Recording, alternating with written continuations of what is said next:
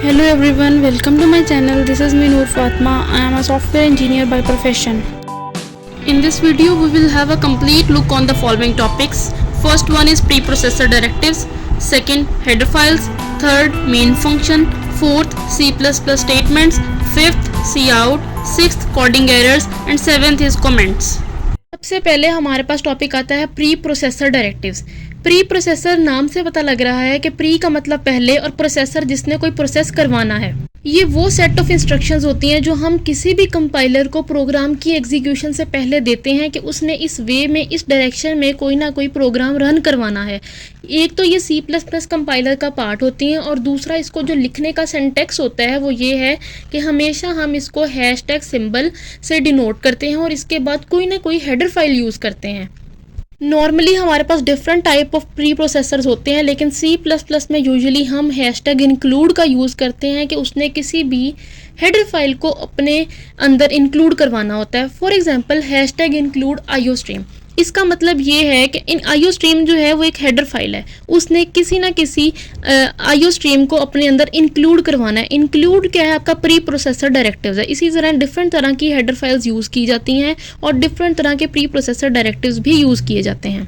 Next हमारे पास question आता है कि हेडर फाइल्स क्या होती हैं। हेडर फाइल्स के अंदर बेसिकली डिफरेंट तरह के लाइब्रेरी फंक्शंस होते हैं जिन्होंने कोई ना कोई एक्शंस, कोई ना कोई टास्क परफॉर्म करवाना होता है। ठीक है, इसको जो लिखने का सिंटैक्स है वो ये होता है कि हमेशा हम सबसे पहले प्री प्रोसेसर डायरेक्टिव लिखते हैं, hashtag include, then greater than और लेस देन के साइन के अंदर जो हेडर फाइल होती है, जैसे IOStream फॉर एग्जांपल मैं ले लेती हूँ, इसका मतलब होता है इनपुट आउटपुट स्ट्रीम, वो इंक्लूड करवाते हैं। और इसके अलावा हम मुख्तलिफ तरह के हेडर फाइल्स इंक्लूड करवा सकते हैं अपने C++ कंपाइलर में, जैसे hashtag include CMath। CMath basically complex math के लिए हम यूज़ करते हैं। कम्प्लेक्स मैथ के अंदर आपकी कोई भी एब्सोल्यूट वैल्यू आपने फाइंड करनी हो वो आ जाती है, कोई स्क्वायर रूट, कोई स्क्वायर, पावर, एक्सपोनेंट्स, कोई भी चीज़ आपने इस तरह मैथ से रिलेटेड जो है सर्च करनी हो तो वो आपकी CMath की लाइब्रेरी के अंदर आ जाती हैं। जो हमारे पास टॉपिक है वो है मेन फंक्शंस। मेन फंक्शंस क्या होते हैं? मेन फंक्शंस इतना इम्पोर्टेंट पार्ट है C++ प्रोग्राम का कि अगर मेन फंक्शन आपकी पूरे कंपाइल करते हुए कोड में ना हुआ तो प्रोग्राम एग्जीक्यूट नहीं होगा। So it is an essential part of C++। इसको हम स्टार्टिंग पॉइंट में लिखते हैं। C++ में कोई भी प्रोग्राम रन करवाना है, कोई भी कोड लिखना है, वो सारा मेन फंक्शन की बॉडी के अंदर आता है। ठीक है, जितनी भी स्टेटमेंट्स हमने लिखनी होती हैं वो सारी मेन फंक्शन की बॉडी के अंदर आती हैं। ठीक है, जब भी कोई भी प्रोग्राम हम कंपाइल करवाते हैं तो कंपाइलर सर्च करता है कि मेन फंक्शन कहाँ है। जहाँ कहीं मेन फंक्शन होता है और उसके अंदर जो भी उसने कोड लिखा होता है वो सबसे पहले उसको एग्जीक्यूट करवाता है। ठीक है, मेन फंक्शन के बगैर प्रोग्राम कंपाइल हो जाता है मगर एग्जीक्यूट नहीं होता। नेक्स्ट आ जाता है इसको लिखने का सिंटैक्स क्या है। सबसे पहले हम कोई ना कोई डेटा टाइप लिखते हैं। ठीक है, डेटा टाइप आपको मैं नेक्स्ट वीडियो में बताऊंगी कि डेटा टाइप क्या होती हैं। ठीक है, उस डेटा टाइप के बाद हम मेन का फंक्शन यूज़ करते हैं। मेन फंक्शन हमेशा मेन के बाद आपने सिंपल ब्रैकेट्स लगानी है और उसके बाद आपने करली ब्रैकेट्स लगानी है। जितना भी कोड, जितना भी प्रोग्राम जो एग्जीक्यूट करवाना है वो आपने इन सारी करली ब्रैकेट्स के अंदर लिखनी है, जितनी भी स्टेटमेंट्स आपने लिखनी है। Next is C++ statements. ये वो सारी स्टेटमेंट्स होती हैं जो हम लोगों ने किसी भी कंपाइलर को कहना है कि हमें कंसोल पे प्रिंट करवा के दे। ये सारी स्टेटमेंट हम मेन फंक्शन की जो करली ब्रैकेट्स होती हैं उसके अंदर लिखते हैं। हर C++ की स्टेटमेंट की एंडिंग हम सेमी कॉलन से करते हैं। अगर हम सेमी कॉलन यूज़ नहीं करेंगे तो हमारे पास सिंटैक्स एरर आ जाएगा। एरर्स भी आपको आगे जाके इस वीडियो में मैं बताऊंगी कि एरर्स क्या होते हैं और कितने तरह के होते हैं। एरर आने से आपका जो है कंपाइलर वो प्रोग्राम एग्जीक्यूट नहीं करके देगा। सो C++ की स्टेटमेंट्स को लिखने का भी एक तरीका है और इसकी हमेशा एंडिंग हम सेमी कॉलन से करते हैं। जिस तरह की भी स्टेटमेंट आपने लिखी है, जो भी आपने प्रिंट करवाना है कंसोल पे, वो सब की एंडिंग आपने सेमी कॉलन के साथ करनी है। हमारे पास कोडिंग करते हुए जो दो चीज़ें आती हैं, एक होता है कंपाइलर और दूसरा कंसोल। कंपाइलर जिस पे सारा कोड हमने लिख के देना होता है कि इस तरह ये कोड है। प्री प्रोसेसर डायरेक्टिव्स यूज़ करते हैं हम लोग, उसके अंदर हेडर फाइल्स यूज़ करते हैं, मेन फंक्शंस यूज़ करते हैं, डिफरेंट तरह के और फंक्शंस, एरेज, जो भी चीज़ें हम यूज़ करते हैं वो सारा कोड हमने कंपाइलर पे लिखना होता है। और कंसोल जिस पे वो सारा कोड एग्जीक्यूट होकर फाइनल रिजल्ट हमारे पास आता है वो होता है कंसोल। नेक्स्ट हमारे पास क्वेश्चन अराइज होता है कि हम लोगों ने किसी मैसेज को अपनी कंसोल पे प्रिंट करवाना है तो वो कैसे प्रिंट करवाना है। किसी भी प्रोग्राम के मैसेज को प्रिंट कराने के लिए हम सी आउट का यूज़ करते हैं।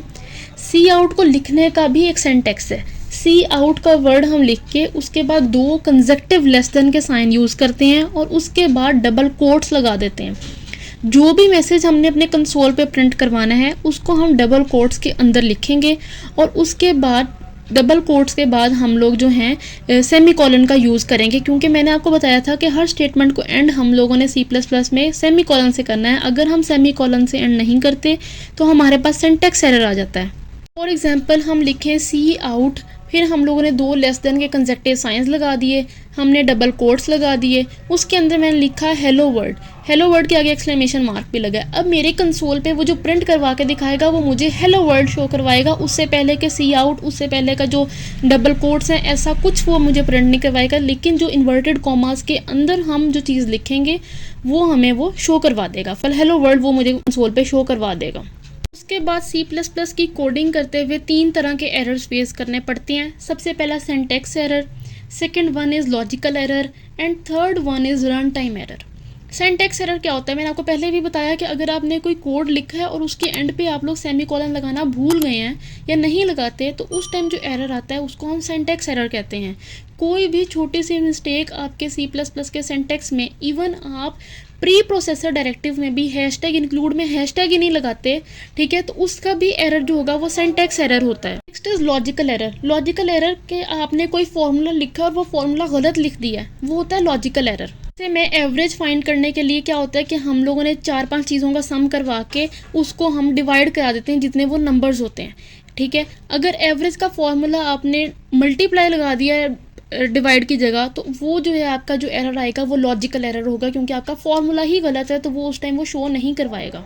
उसके बाद आ जाता है run time error. Run time error वो होता है कि आप लोगों ने कोई भी इलीगल ऑपरेशन कर दिया है। फॉर एग्जांपल एक नंबर 0 पे डिवाइड कर दिया है, जब हम नॉर्मली उसको मैथ्स में करते हैं तो उसका आंसर इन्फिनिटी आता है, ठीक है।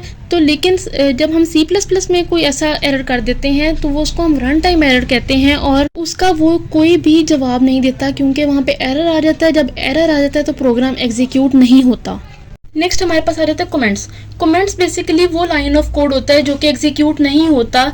ये यूज़र की अंडरस्टैंडेबिलिटी को इन्हांस करता है, यानी कि अगर कोई यूज़र 2 या 3 साल बाद भी अपना प्रोग्राम दोबारा रीड करना चाहे तो उसको ये चीज़ समझने में आसानी हो कि उसने उस टाइम क्या लिखा था। ये एक रफ वर्क की तरह होता है। 2 तरह के हमारे पास कमेंट्स होते हैं, एक होता है सिंगल लाइन कमेंट और दूसरा होता है multi line comments. Single line यानी कि अगर हमने किसी एक लाइन को कमेंट में करना है तो उसको लिखने का ये तरीका होता है कि आपने 2 कंसेक्टिव बैकस्लैश लगाने हैं लाइन से पहले और उसको आप सिंगल लाइन कमेंट्स में लिख सकते हैं।